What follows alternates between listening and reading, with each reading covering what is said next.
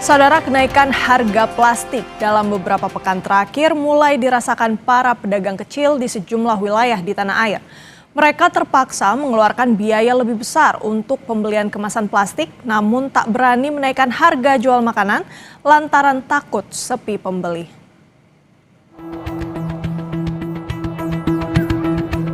Kenaikan harga plastik dalam beberapa pekan terakhir berdampak langsung pada pedagang kecil yang mengandalkan plastik dan mika sebagai kemasan utama untuk jualan mereka. Di Bengkulu, harga plastik yang biasanya berkisar Rp8.000 hingga Rp11.000 per kantong kini naik menjadi Rp18.000. Sama halnya dengan mika kemasan pembungkus makanan yang biasanya Rp8.000 naik menjadi Rp12.000. Pedagang mengaku tak punya solusi lain selain tetap berjualan dengan harga normal, mengingat mayoritas pembeli merupakan anak sekolah. Beli kan macam-macam, aku pakai mika sama kantong kresek gini. Kalau untuk kantong kreseknya di harga 5.000, sekarang udah harga 9.000. Itu ukuran yang kecil, beda ukuran kan beda harganya. Terus buat mika-mika yang kecil-kecil gini beda lagi harganya. Biasanya kalau yang paling kecil 8.000, sekarang udah 12.000. Dari yang biasa beli cuma 19.000, sekarang udah di angka 25, 27 kayak gitu. Alternatifnya paling pakai kertas lah. Oh, kertas. Kertas. Biasanya Bapak berapa beli harga plastik?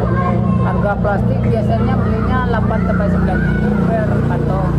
Sekarang 15 ribuan. Kantong. Di Manado, Sulawesi Utara, kenaikan harga plastik yang terjadi dalam 2 minggu terakhir dirasakan penjual barang plastik hingga perajin tempe. Kenaikan harga kirim dari Rp20 juta per kontainer menjadi Rp27 juta per kontainer membuat penjual barang plastik terpaksa menaikkan harga jualan. Akibatnya dagangan mereka menjadi sepi pembeli.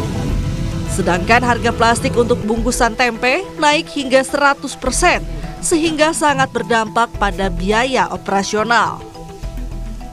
Sebenarnya kalau menurut saya kenaikan kedelai itu tidak terlalu signifikan, karena masih logis lah untuk penjual harga tahu untuk sekarang harganya masih bisa. Tapi yang saya sangat sesalkan ini harga plastik yang naik 100%. Itu sangat-sangat mengeluarkan cukup biaya yang 2 kali lipat. Yang tadinya harga 6 juta per 100 kilo, sekarang udah naik 12 juta. Saya hanya mengurangi dari segi ketebalan sama ukuran. Harga tetap sama. Sementara di Banjarmasin, Kalimantan Selatan, harga kantong plastik yang meroket hingga 40% membuat warga mulai mengubah kebiasaan berbelanja. Di Pasar 5 Banjarmasin, para pengunjung kini kembali menggunakan bakul atau keranjang tradisional. Ya karena plastik mahal, alhamdulillah pakai bakul aja udah.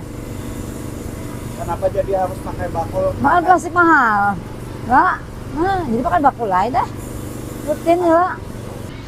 Bakul tuh lebih mudah, Bang. Nyaman, gak ada betahata balik, ada gugur aja makan kantongan gugur-gugur di jalan. Kenaikan harga plastik dipicu oleh konflik di Timur Tengah yang berdampak pada distribusi dan bahan baku. Namun, hal ini bisa dimanfaatkan sebagai momentum untuk mengurangi penggunaan plastik. Tim Liputan Kompas TV.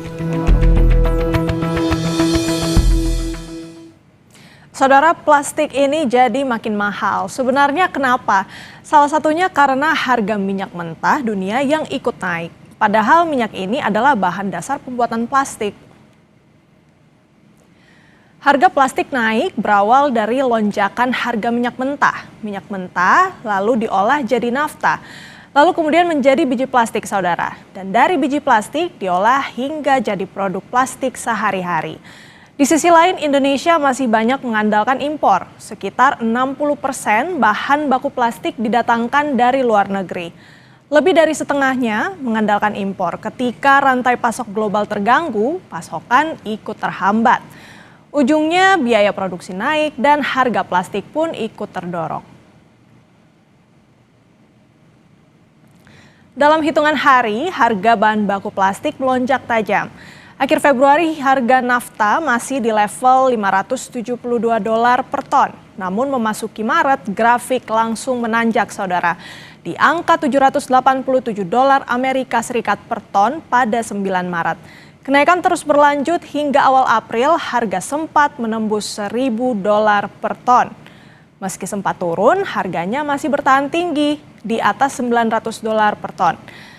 Nah, nafta ini jadi bahan dasar utama industri plastik, saudara. Diolah menjadi etilena dan propilena yang kemudian digunakan dalam berbagai produk sehari-hari. Artinya saat harga nafta melesat, harga plastik pun sulit untuk tidak ikut naik. Harga plastik naik dampaknya bisa langsung terasa di rumah ya saudara. Soalnya sebagian besar kemasan produk yang kita beli ini pakai plastik. Mulai dari minyak goreng, sabun, sampai makanan anak. Di Indonesia sekitar 65% plastik digunakan untuk kemasan. Artinya hampir semua barang harian kita tergantung plastik. Di mana bahan bakunya banyak datang dari luar negeri, bahkan 60-70% dari Timur Tengah.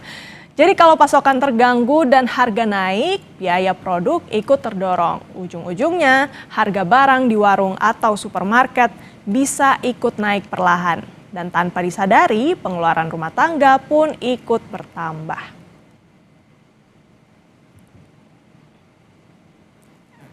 Untuk menggali lebih dalam soal kenaikan harga plastik sudah bergabung bersama kami Sekjen Asosiasi Industri Olefin Aromatik dan Plastik Indonesia atau INAPLAS, Bapak Fajar Budiono melalui sambungan Zoom. Selamat siang Pak Fajar.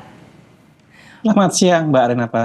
Baik, Pak Fajar, kita lihat ini harga plastik di dalam negeri mengalami kenaikan harga. Sebenarnya yang jadi faktor utama yang mendorong lonjakan itu apa dan apakah tren ini sementara saja atau akan terjadi jangka panjang, Pak? Ya, tadi seperti narasi di depan bahwa memang ini impact dari perang sehingga nafta yang selama ini untuk bahan baku plastik masih 100% import dan harganya memang naik hampir 2 kali lipat. Itu yang pertama. Kemudian yang kedua, dengan ditutupnya Selat Hormuz, otomatis sumber pasokan menjadi terbatas sehingga kita dari industri hulu harus mencari alternatif pasokan dan substitusi naftanya. Begitu Mbak Renata. Oke, cari pasokan dan substitusinya. Tapi kalau ngomong-ngomong soal ketergantungan Indonesia sendiri terhadap impor ini, sebenarnya seberapa besar ini akan mempengaruhi harga, Pak?